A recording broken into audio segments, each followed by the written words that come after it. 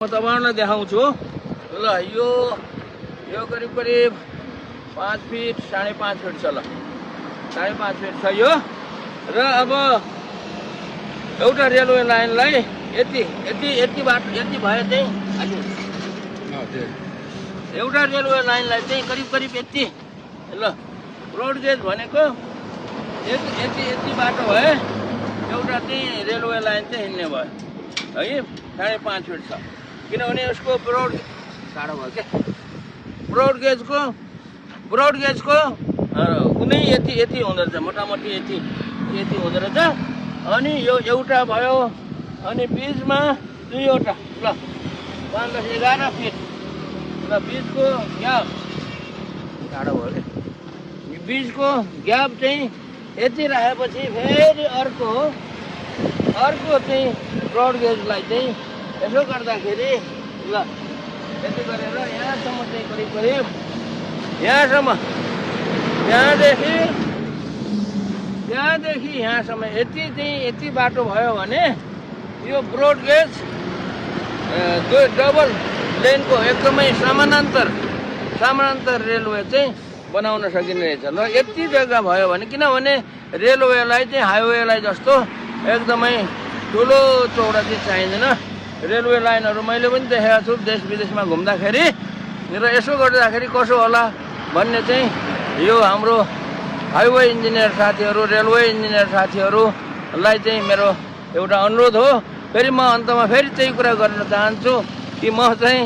engineer होइन यस्तो highway railway केही इन्जिनियर होइन त्यही पनि एउटा यसो आज यहाँ हिँड्दै गर्दाखेरि यहाँ बाटोमा निस्किएका थियौँ बल्ल किताब बेच्नको लागि किताब बेच्ने क्रममा यो बाटोमा निस्किँदाखेरि यो चाहिँ यसरी चाहिँ गर्यो भनेदेखि चाहिँ राम्रो होला कि भन्ने चाहिँ एउटा परिकल्पना भनौँ न एउटा परिकल्पना भनौँ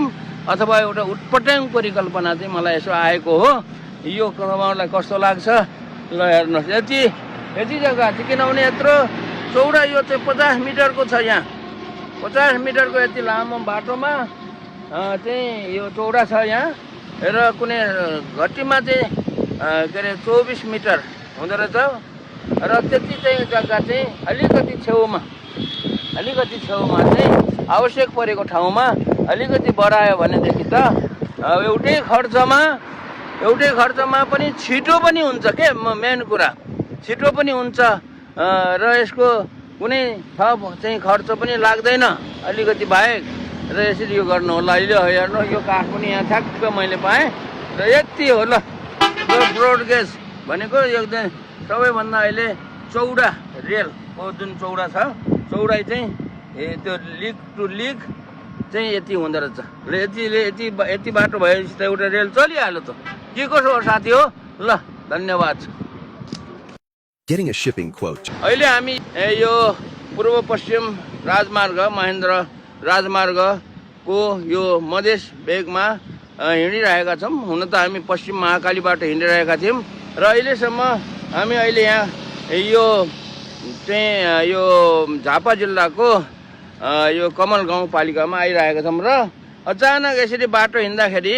मेरो दिमागमा चाहिँ एउटा चाहिँ उटपट्याङ पुर्यो यसो गरे कसो होला भन्ने चाहिँ सुझाव मात्र हो फेरि म चाहिँ जान्ने भएर सुझाव दियो भनेर मलाई चाहिँ गाली नगर्नु होला म यो हाइवे बनाउने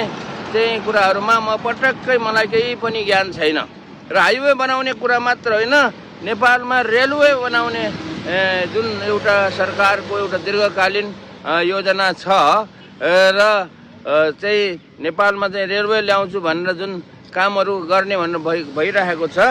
त्यसमा चाहिँ मेरो एउटा सुझाव के हो भने यो हाइवे जुन अहिले बनिरहेको छ यो हाइवे चाहिँ यसको चाहिँ यो एसियन हाइवे भन्दो रहेछ र यो एसियन हाइवेको चाहिँ यस्तो किसिमको सहरी ठाउँहरूमा यो चाहिँ 50 मिटरको यो दूरी राखेको रहेछ र अनि उसहरूमा अलिकति सानो बजारहरूमा 33 मिटर र गाउँ भनौँ न अलि गाउँहरूमा त्यो मान्छे नभएको बस्ती नभएको ठाउँमा चाहिँ 24 मिटर चाहिँ यो राखेको रहेछ यसरी यो 50 मिटर 33 मिटर र 24 मिटरको डिस्टेन्स यो लामो डिस्टेन्स हो र यसमा